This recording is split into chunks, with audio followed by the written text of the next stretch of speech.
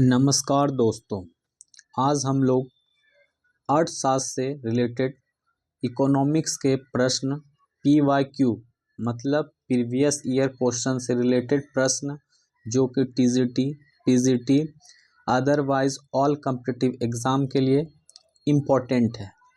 जो हम लोग टॉपिक स्टार्ट किए थे वो टॉपिक था मांग विश्लेषण, डिमांड एनालिसिस, जिसका प्रश्न था 1 से लेके 100 तक हम लोग करा दिए गए थे। अब नेक्स्ट जो प्रश्न है 101 से लेके आगे का प्रश्न को देखेंगे। ठीक है, डिमांड विश्लेषण टॉपिक था जिसका पहला प्रश्न है 101 प्रश्न है, यदि मांग की लोच डेल्टा x बटा x बटा q बटा p तथा डेल्टा p बटा p बराबर 0 है तो मांग की लोच होगी। मांग की लोच क्या होगी? तो मांग की लोच इसका ऑप्शन नंबर सी हो जाएगा, अनंत हो जाएगा, अनफिनिटी हो जाएगा, अनफिनिटी हो जाएगा, ऐसे अनंत हो जाएगा। 102 किसी स्थिति में विक्रेता कर भार को पूरी तरह विक्रेता पर विवर्तित कर सकता है। मतलब कहने का प्रश्न को समझिएगा, किस स्थिति में, कैसा स्थिति होगा जो विक्रेता जो है मतलब सेलर जो है पूरी तरह क्रेता पर विवर्तित कर सकता है। जो टैक्स जो होता है बेचने वाला लेने वाले पे कैसे विवर्तित कर देता है, तो ऐसा सिचुएशन को क्या कहेंगे? तो ऑप्शन नंबर बी होगा, जब मांग पूर्णतः बेलोचदार हो। जब मांग जो है एकदम निम्न तरह हो, मतलब कुछ भी नहीं सेल हो रहा है, उस समय पूरा बेलोचदार है, तो उस समय क्या होता है, विक्रेता कर जो है अपना भार वो पूरी तरह क्रेता मतलब खरीदने वाला पे विवर्तित कर सकता है। 103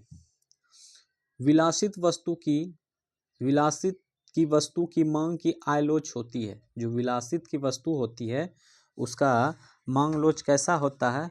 तो ऑप्शन नंबर ए होता है, सदैव धनात्मक होता है। थोड़ा इसको डिटेल्स को पढ़ते हैं।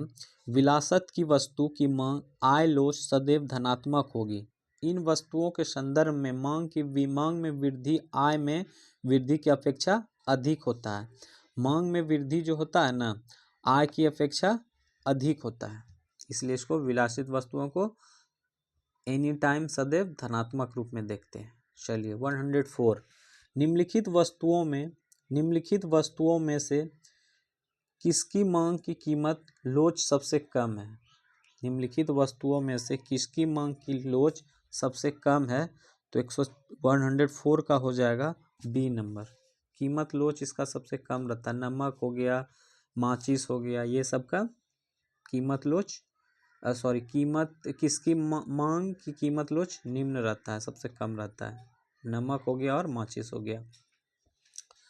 105 एक मांग वक्र आयताकार अतिपरवलय तब होता है जब 105 का हो जाएगा बी नंबर हो जाएगा ई बराबर 1 सभी बिंदुओं पर। एक मांग वक्र आयताकार अतिपरवलय तब होता है जब मांग की लोच सभी बिंदुओं पर ई बराबर 1 होता है।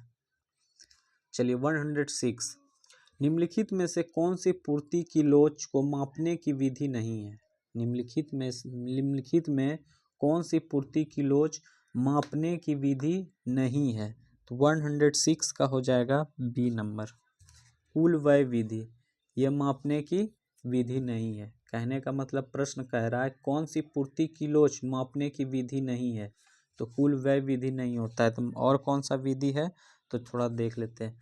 प्रतिशत विधि है, बिंदु विधि है, ये दोनों है, लेकिन ये कुल व्यय विधि नहीं है।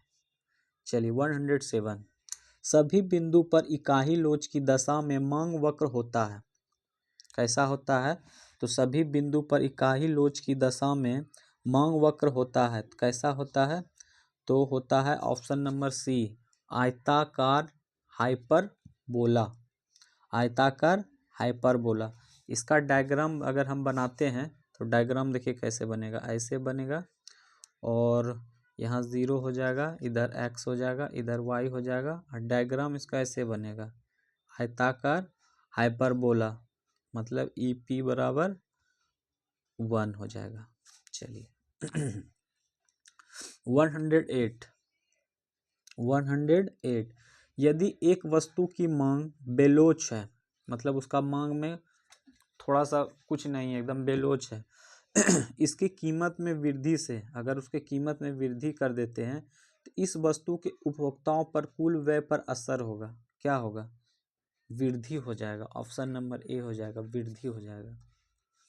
109 जब एक वस्तु की मांग में अनुपातिक परिवर्तन कीमत में अनुपातिक परिवर्तन से अधिक है तो यह स्थिति कहलाती है। प्रश्न को समझिए, क्या कह रहा है कि एक वस्तु की मांग जो होता है ना, डिमांड, अनुपातिक परिवर्तन कीमत में अनुपातिक परिवर्तन से अधिक है।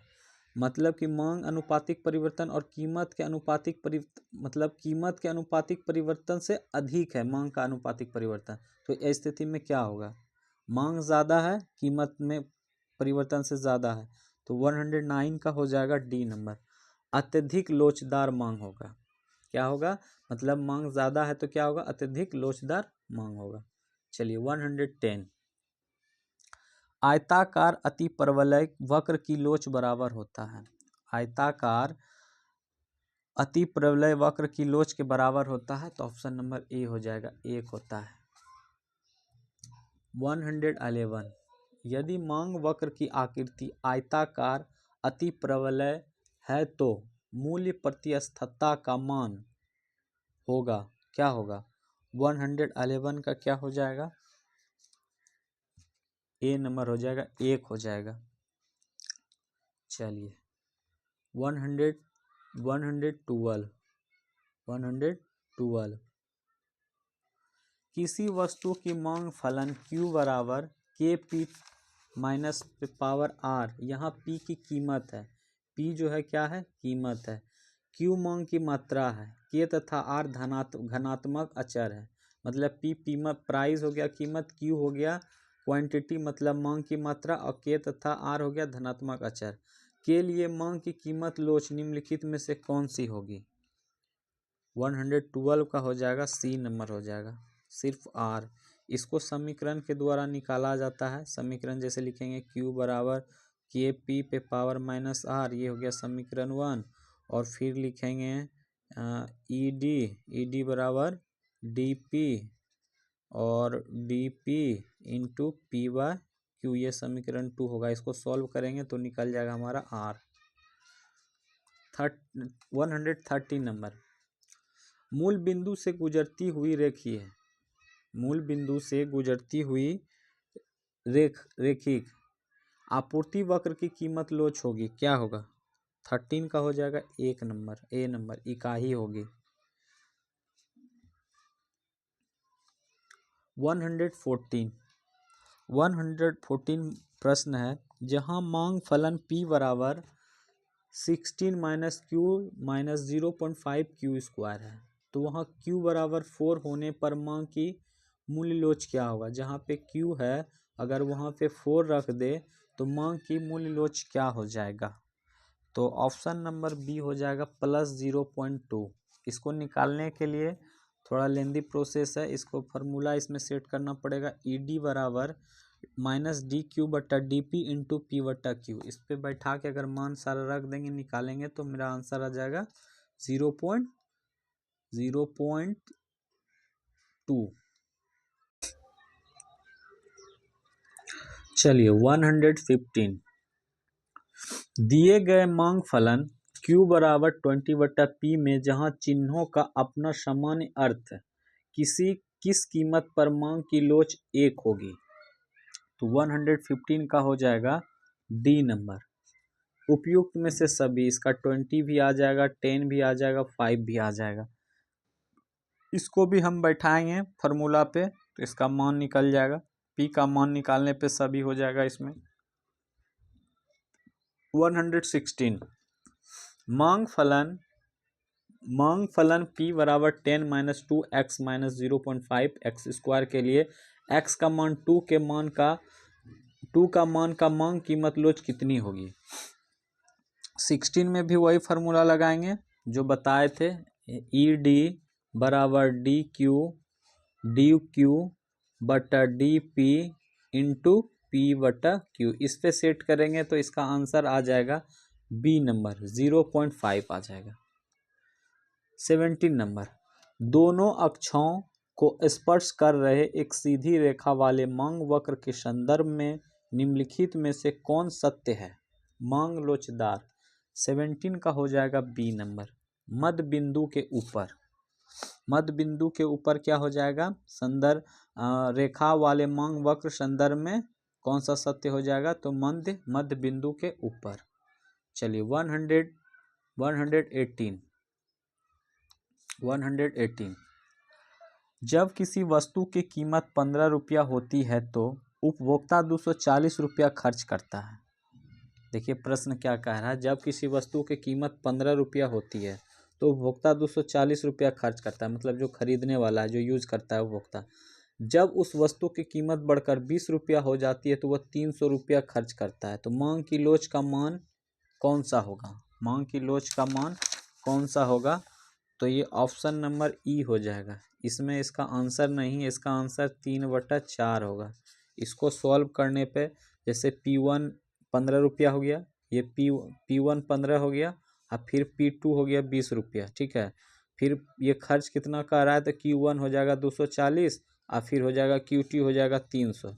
तो इसमें कितना परिवर्तन आ रहा है तो हम क्या निकालेंगे? ई पी बराबर निकाल देंगे प्रतिशत बटा delta P, sorry delta Q, और बटा प्रतिशत डेल्टा पी, ठीक है, डेल्टा पी। इसको सॉल्व करेंगे तब निकल जाएगा हमारा 3/4 आंसर, 3/4। कहने का मतलब प्रश्न है कि पहले 15 रुपया था तो वो 240 रुपया खर्च करता था, दाम बढ़ गया 20 रुपया, 5 रुपया ज़्यादा बढ़ गया तो वो 300 खर्च कर रहा है। तो मांग की लोच निकालना है, तो इसका आंसर हो जाएगा 3/4। 18 नंबर 119, एक रेखीय मांग वक्र के लिए निम्नांकित में से कौन सही है? 19 नंबर प्रश्न कह रहा है एक रेखीय मांग वक्र के लिए निम्नांकित में से कौन सा सही है? तो ऑप्शन नंबर डी हो जाएगा। मांग वक्र पर नीचे की ओर जाने पर लोच घटती है। मांग वक्र में, मांग वक्र जैसे होता है नहीं, ऐसे मांग वक्र मानते हैं, ये नीचे की ओर जैसे जाता है ना, ये नीचे की ओर, तो ये घटती है। 120 इसका प्रश्न है, विकसित देशों में खाद्य के लिए मांग आयलोच किससे कम होती है? तो ऑप्शन नंबर बी हो जाएगा, 1 से कम होती है, 1 से कम होती है। 121, विक्रेता कर ज्यादा भार वहन करेगा। विक्रेता कर ज्यादा भार वहन करेगा। विक्रेता मतलब बेचने वाला, सेलर, वो ज्यादा भार वहन करेगा कर का, टैक्स का। क्यों? तो कैसा स्थिति आएगा? तो अब ऑप्शन नंबर सी, यदि वस्तु की मांग की लोच अधिक है। जब वस्तु का मांग की लोच अधिक है तब जाके क्या करेगा? विक्रेता ज्यादा कर का भार वहन करेगा। अगर मांग की लोच कम रहता तो क्रेता मतलब खरीदने वाला टैक्स का ज्यादा वहन करता है। यहाँ पे क्या कह रहा है कि मांग की लोच अधिक है तो कौन करेगा? इसका विक्रेता करेगा। 22 नंबर 122, प्रतिस्थापन की लोच है। प्रतिस्थापन की लोच है तो ऑप्शन नंबर सी हो जाएगा। आगत कीमत अनुपात में परिवर्तन के प्रति आगत अनुपात के प्रतिक्रियाशीलता का माप है। प्रतिस्थापन की लोच क्या होता है? आगत कीमत अनुपात में परिवर्तन के प्रति आगत अनुपात के प्रतिक्रियाशीलता का माप। चलिए 123, मांग वक्र जो थे क्षैतिज अक्ष के समांतर है और मात्रा दर्शाती है कि कीमत लोच निम्नलिखित के बराबर होती है। 123 का हो जाएगा बी नंबर, अनंत होता है। क्या होता है? अनंत होता है। 124, मांग की कीमत लोच मांग वक्र के लिए 1 के बराबर होती है, जो कि मांग वक्र कैसा होता है? तो ऑप्शन नंबर डी हो जाएगा, अधोमुखी गतिमान रेखा। क्या? अधोमुखी गतिमान रेखा। 125, अभिकथन है और तर्क है। ए नंबर है क्या? मांग वक्र रेखा ऊर्ध्वाधर होती है मांग वक्र रेखा ऊर्ध्वाधर होती है जब मांग की लोच शून्य हो। हाँ ये सही है, ऊर्ध्वाधर होती है जब शून्य होता है। तर्क देखते हैं 8 नंबर। किसी वस्तु की सीमांत उपयोगिता बढ़ती है। किसी वस्तु की सीमांत उपयोगिता क्या होता है? बढ़ती है। नहीं ये गलत है, तो क्या हो जाएगा ऑप्शन नंबर इस किस में देखिए, ए सही और आर गलत। सी नंबर हो जाएगा, ए सही परंतु आर गलत। 126 मांग की कीमत लोचकता का माप नीचे में से कौन सा सही है? मांग की कीमत लोचकता का मापक नीचे में से कौन सा सही है? ये रिपीट प्रश्न है। ऑप्शन नंबर ए हो जाएगा डेल्टा क्यू एक्स बटा क्यू पी पी एक्स बटा क्यू एक्स, मतलब इसका ये और इसका इधर दोनों का क्रॉस रहता है। 127 रेखीय अधोमुखी मांग। रेखीय अधोमुखी मांग की रेखा पर लोच गुणांक का मूल्य बदलते हैं क्योंकि रेखीय अधोमुखी मांग की रेखा पर लोच गुणांक का मूल्य बदलते हैं क्योंकि, तो 127 का हो जाएगा ए नंबर, क्यू बटा पी बदलते हैं, अधोमुखी क्यू बटा अधोमुखी पी बदलते हैं। 128 नीचे दिए गए विकल्पों में से सही कूट चुनिए। तो ऑप्शन नंबर देखते हैं इसका, पहले पढ़ते हैं कथन और कारण। कथन एक आता है, एक अधोगामी रेखीय मांग वक्र पर कीमत की लोच एक बिंदु से दूसरे बिंदु पर बदलती रहती है। हाँ सही बात है ये भी। कथन कारण आर देख लेते हैं, लोच मांग वक्र ढलाव पर निर्भर नहीं करती है। लोच मांग वक्र ढलाव पर निर्भर नहीं करती है, ये भी सही है। लेकिन इसमें है क्या, ये मांग वक्र की कीमत का लोच बिंदु का बात करता है, ये लोच मांग वक्र ढलाव का बात कर रहा है। मतलब ये ए भी सही है बी है सही है, लेकिन दोनों एक दूसरे का सही व्याख्या नहीं है। तो 128 का हो जाएगा बी नंबर। ए और आर दोनों सही है परंतु आर ए की सही व्याख्या नहीं है क्योंकि दोनों दो दिशा की ओर बात कर रहे हैं। 129 निम्नलिखित में से कौन सा चाप लोच का प्रतिनिधित्व करता है? निम्नलिखित में से कौन सा चाप लोच का प्रतिनिधित्व करता है? तो 129 ऑप्शन नंबर डी हो जाएगा, delta Q into P one plus P two और delta P into Q one plus P two Q two. 130 यदि एक अरेखीय मांग वक्र का लोच सदा ही स्थिर रहता है तो वक्र का ढलान कैसा होगा? 130 ऑप्शन नंबर सी हो जाएगा, बिंदु दर बिंदु बदलेगा। यदि एक अरेखीय मांग वक्र का लोच सदा ही स्थिर रहता है तो वक्र का ढाल बिंदु दर बिंदु बदलेगा। चलिए 131 यदि कीमत का कोई परिवर्तन कीमत के उठाव तथा गिरावट में हमें लोच की विभिन्न मूल्य देता है तो इस निम्नलिखित का प्रयोग कर रहे हैं। किसका प्रयोग कर रहे हैं? तो 131 का ए नंबर हो जाएगा, बिंदु विधि। यदि कीमत का कोई परिवर्तन कीमत के उठाव तथा गिरावट में हमें लोच की विभिन्न मूल्य देता है तो हम बिंदु विधि का प्रयोग कर रहे हैं। चलिए 132 यदि कीमत में वृद्धि के पश्चात वस्तु पर होने वाला व्यय बढ़ जाता है तो मांग की लोच होगी। यदि किसी वस्तु की कीमत में वृद्धि हो गया उसके बाद वस्तु पर होने वाला व्यय बढ़ जाता है, व्यय मतलब और ज़्यादा पैसा देना पड़ता है, तो मांग की लोच कैसा होगा? तो ऑप्शन नंबर ए हो जाएगा, इकाई से कम हो जाएगा। चलिए 133 यदि किसी वस्तु की कीमत में गिरावट के बावजूद वस्तु के कीमत में भी गिरावट आ गया तो बावजूद वस्तु की मांग की कई मात्रा अपरिवर्तित रही, मतलब कभी ज़्यादा हो गया कभी कम हो गया, तो मांग की कीमत लोच होगी कैसा? 133 का हो जाएगा ए नंबर, शून्य रहेगा। यदि किसी वस्तु की कीमत में गिरावट के बावजूद वस्तु की मांग की गई मात्रा अपरिवर्तित रहती है तो मांग की कीमत लोच शून्य होती है, जैसा कि इसमें दिया गया हुआ है। 134 जब मूल्य 10 रुपया है तो मांग की कीमत 5 kg मांग की मात्रा 5 kg है, जब 10 रुपया में 5 kg था, यदि मूल्य गिरावट होके 6 हो जाता है, 10 रुपया से कितना हो जाता है 6 हो जाता है, तो मांग की मात्रा 4 kg, क्या मांग की लोच क्या होगी?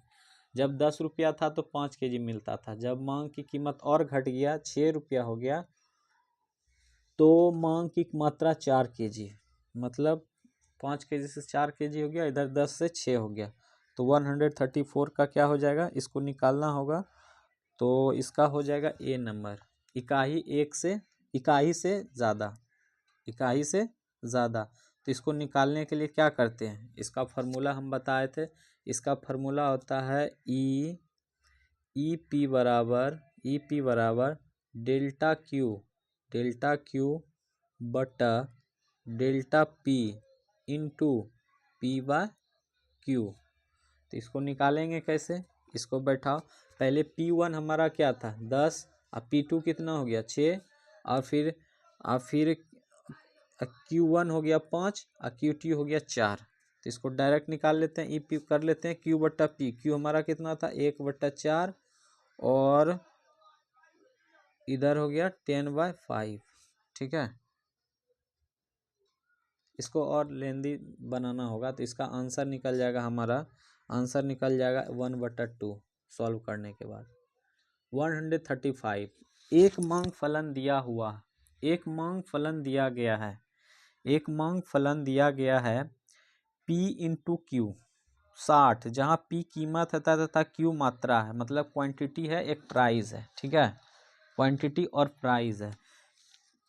इस फलन में यदि P बराबर 6 है तो कीमत मांग की लोच क्या होगा, तो ऑप्शन नंबर सी हो जाएगा +1। तो इसको कैसे निकालेंगे, इसको निकालने के लिए भी है फार्मूला दिया गया हुआ है तो इसको पहले सब कुछ कर लेते हैं, क्या कर लेते हैं, तो P पॉइंट Q हमारा दिया हुआ है 60, ठीक है। उसके बाद इसका फार्मूला लगाते हैं, डी क्यू बटा डी पी बराबर 60 और पी स्क्वायर। तो इसको सॉल्व करेंगे तो क्या निकलेगा, पी 60 माइनस को बाहर ले लेते हैं और पी स्क्वायर, ठीक है, तो बराबर निकल जाएगा पी क्यू बराबर हो गया 60। तो अब क्या करना है, क्यू हो गया हमारा कितना 60/6, और तब इसको कटा देंगे तो 10 निकल जाएगा, तो क्यू निकल गया हमारा 6। अब इसका फार्मूला लगाएंगे यहाँ से, अब इसका फार्मूला लगाएंगे, सारा कुछ निकल गया था, तो ई पी बराबर डी क्यू बटा D P into P Q. इसके बाद लिखेंगे इसमें फिर माइनस, इधर भी माइनस होगा, इधर माइनस होगा, फिर -60/पी स्क्वायर गुना 6/10। तो इसको फिर सॉल्व करेंगे, 60/36 गुना 6/10, तो 6 छः के 36 हो जाएगा, फिर 10 6 के 60, आई 6 कट जाएगा 1, मतलब 1 निकल गया। तो इसका आंसर क्या हो जाएगा, सी नंबर हो जाएगा +1। इसी तरह इसको सॉल्व करना है। 136, यदि ए और बी दो वस्तुएं की आधी मांग की लोच 0 हो तो अधिकाधिक संभावना इस बात की और कि वे वस्तु हैं। कैसी वस्तु है, यदि ए और बी दो वस्तु की आधी मांग की लोच 0 है, ए और दो वस्तु है उसकी आधी मांग लोच 0 है, तो अधिकाधिक संभावना इस बात की है कि वह वस्तुएं कैसी है। मांग की आधी लोच 0 है दो वस्तुओं की, तो उसकी आधी लोच कैसी होगी, तो ऑप्शन नंबर बी होगी, असंबंधित होगी। कैसा होगा, असंबंधित होगा। थोड़ा इसका व्याख्या देखते हैं। किसी संबंधित वस्तु के मूल्य में होने वाले परिवर्तन के परिणाम स्वरूप किसी अन्य वस्तु की मांग की गई मात्रा में जो सापेक्षिक परिवर्तन होता है उस माप की मांग को आधी लोच कहते हैं। 137 जब वस्तु की कीमत 10 रुपया, जब किसी वस्तु की कीमत 10 रुपया प्रति इकाई है तो उपभोक्ता उस पर 160 रुपया व्यय करता है। जब कीमत बढ़कर 12 रुपया हो जाता है तो उसका व्यय 192 रुपया हो जाता है। तो वस्तु की मांग की लोच क्या होगा, वही है P1 हो गया हमारा 10, P2 हो गया 12 और Q1 हो गया 160 और Q2 हो गया 192। मतलब 10 रुपया था तो 110 रुपया प्रति इकाई था तो उसने 160 रुपया व्यय करता था, और जब 12 रुपया हो गया तो उसने 192 रुपया व्यय करता है। तो वस्तु की मांग की लोच क्या हो जाएगा? वही P1 हो गया 10, P2 हो गया 12, एरो हो गया Q1 हो गया 160 और Q2 हो गया 192। तो फिर वही फार्मूला लगा देंगे, मतलब मांग की लोच बराबर हो जाएगा EP बराबर क्या, प्रतिशत डेल्टा Q बटा Q और फिर प्रतिशत डेल्टा P। इसको सॉल्व करेंगे तो EP मतलब वस्तु की मांग बराबर निकल जाएगा 1 मेरा। तो इसका आंसर हो जाएगा, क्या हो जाएगा, A नंबर, इकाई के बराबर हो जाएगा। चलिए 138, खाद्यान्न की मांग की आय लोच होती है, कैसा होता है? खाद्यान्न की मांग की लोच कैसा होता है? तो ऑप्शन नंबर ए हो जाएगा, इकाई से कम होता है। मूल्य में परिवर्तन के परिणाम स्वरूप एक उपभोक्ता का कुल व्यय प्रभावित नहीं होता है यदि मूल्य की मांग की लोच हो। अगर कह रहा है प्रश्न में मूल्य का परिवर्तन हो रहा है, कभी घट रहा है कभी बढ़ रहा है, कि परिणाम स्वरूप एक उपभोक्ता मतलब जो खरीदार है का कुल व्यय प्रभावित नहीं होता है, मतलब उसका व्यय जितना था उतना ही रहेगा। ठीक है, यदि मूल्य मांग की लोच होगी, कैसा होगा? 139 का हो जाएगा डी नंबर, पूर्णतः बेलोचदार होगा वो। 140, मांग फलन Q बराबर AP पे पावर B के मूल्य मांग लोच कैसा होगा? तो 140 का हो जाएगा C नंबर, B होगा।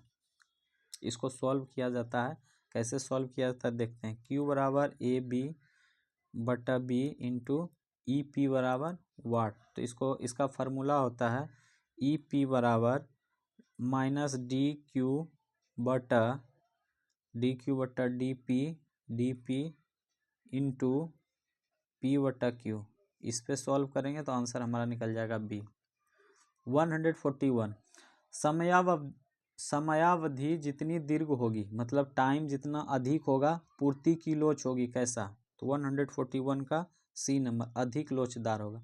जितना समय देंगे तो पूर्ति की लोच उतना अधिक होगा। 142, मांग की बिंदु मूल्य लोच निम्न में से किस फार्मूला द्वारा मापी जाती है? मांग की बिंदु मूल्य लोच की निम्न में से किस फार्मूला द्वारा मापी जाती है? तो प्रतीकों संकेताक्षरों का अर्थ समन्वय है। 142 का हो जाएगा B number, minus delta Q बटा P इंटू P, यहाँ पे इंटू हो जाएगा P बटा Q, ये हो जाएगा। चलिए 143, पूर्ति फलन Q बराबर 20P के लिए पूर्ति इकाई लोच क्या होगा? तो क्या हो जाएगा? इसका हो जाएगा इकाई हो जाएगा शायद, हाँ ठीक है, B नंबर इकाई हो जाएगा। इसको भी इसका फार्मूला से निकालेंगे, जैसे कि दिया हुआ है Q बराबर कितना दिया है 20P और ES मांग रहा है हमसे, ठीक है, पूर्ति लोच मांग रहा है।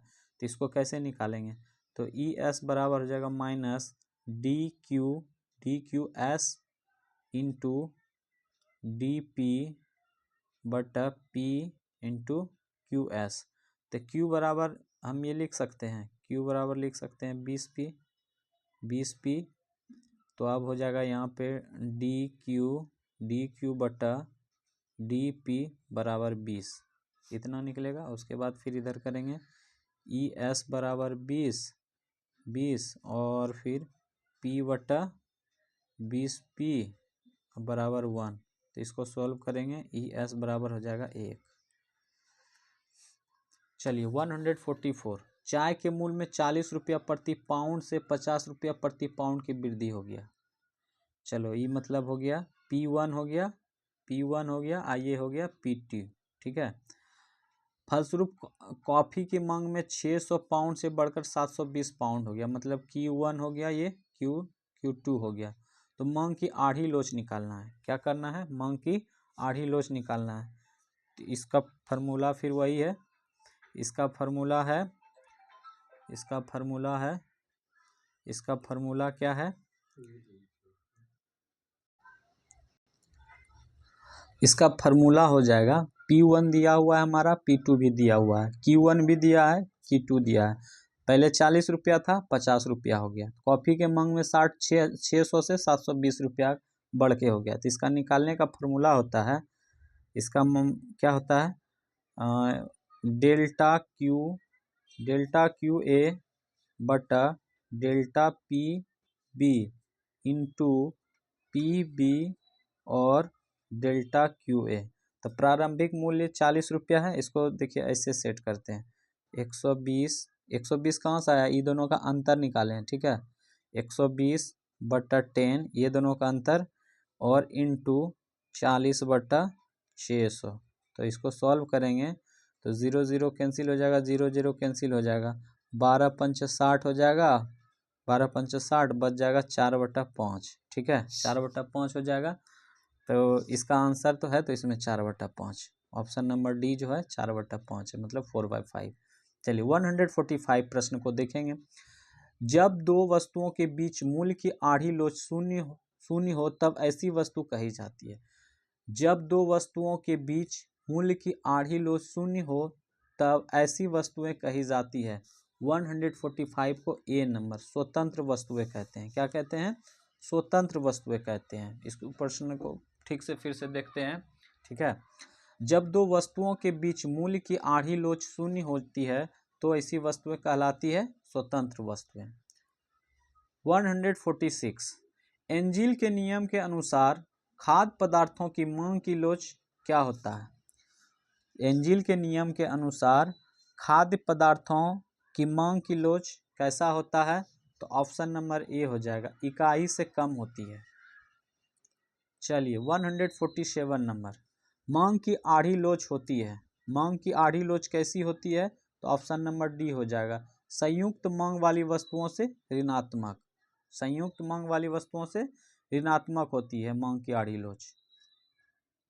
चलिए 148 किसी वस्तु के लिए सीमांत आय स्थिरांक है, इससे संबंधित मांग फलन पर मांग की लोच होगी। किसी वस्तु के लिए सीमांत आय स्थिरांक है, आय स्थिर है, ठीक है, इससे संबंधित मांग फलन का मांग की लोच क्या होगी? तो 148 का हो जाएगा ए नंबर, क्या होगा? इकाई होगा। 149 एक वस्तु विलासिता की श्रेणी में आती है। एक वस्तु विलासिता की श्रेणी में आती है यदि उसकी मांग की आय लोच कैसा होगा? 149 का हो जाएगा बी नंबर, इकाई से अधिक होगा। थोड़ा इसका व्याख्या देख लेते हैं। एक वस्तु विलासिता की श्रेणी में आती है यदि उसकी मांग की आय लोच इकाई से अधिक है, क्योंकि ऐसी वस्तुओं पर आय में वृद्धि का अधिक भाग खर्च किया जाता है। आवश्यक वस्तुओं में आय की लोच इकाई से कम किंतु शून्य से अधिक होती है तथा अति आवश्यक वस्तु नमक व दवाएं की मांग की आय लोच शून्य होती है। निम्न या घटिया वस्तु के संबंध में आय लोच ऋणात्मक होती है क्योंकि ऐसी वस्तुओं की मांग उपभोक्ता की आय में वृद्धि के साथ साथ घटती जाती है। चलिए आज का लास्ट प्रश्न है 150। चलिए देखते हैं इसको। यदि वस्तु की कीमत 20 रुपया है तथा मांग की लोच, अरे अच्छा क्वेश्चन मिट गया है, मांग की लोच 2.5 है, मांग की लोच 2.5 है, ठीक है, तो उत्पादन की सीमांत आय होगी, क्या होगी? यदि वस्तु की कीमत 20 रुपया है तथा मांग की लोच 2.5 है, उत्पादन की सीमांत आय होगी, क्या होगा? तो इसको निकालना होगा। इसमें एक फार्मूला सेट करेंगे कि एम आर बराबर ए आर और 1 माइनस 1/E, इस फार्मूला से इसको बनाना होगा। तो एम आर निकालने के लिए क्या करेंगे हम लोग? एम आर बराबर ए आर हमारा दिया हुआ है कितना? वस्तु की कीमत 20 रुपया और फार्मूला 1/- कीमत की लोच कितना है? 2.5, इतना सेट कर दिए। तो अब इसको हम सॉल्व करेंगे, कितना हो जाएगा? 20 माइनस नहीं होगा, 20 और 1 माइनस 10/25, इसको पॉइंट को उड़ाएंगे तो यहाँ 0 आ जाएगा, 10/25 हो जाएगा, ठीक है। अब आ गया कितना? 20 ब्रैकेट 1 माइनस 10/25, चलिए अब इधर कहीं पे ऊपर बनाते हैं, तो इसको फिर बनाएंगे, कितना लिखेंगे इसको, तो 20 और -25 -10/10/25, इसको अब सॉल्व करते हैं तो हो जाएगा 20 इंटू 25 में 10 गया 15/25, तो 5 25, 5 तिया 15 और फिर 5 चौके 20, मतलब कि 4 इंटू 3 बराबर 12 आ गया। इसका आंसर आ गया कितना, सी नंबर 12 आ गया। तो कह रहा था, प्रश्न था कि यदि किसी वस्तु की कीमत 20 रुपया है तथा मांग की लोच 2.5 मतलब 2.5 रुपया है, तो 2.5 है, तो उत्पादन की सीमांत आय की लोच कितना हो जाएगा, 12 हो जाएगा। चलिए आज का प्रश्न यहीं पे समाप्त करते हैं। 101 से लेके 50 तक कंप्लीट करा दिया गया। अब नेक्स्ट टॉपिक अब नेक्स्ट क्लास में होगा। आज का क्लास यहीं पे समाप्त करते हैं। धन्यवाद।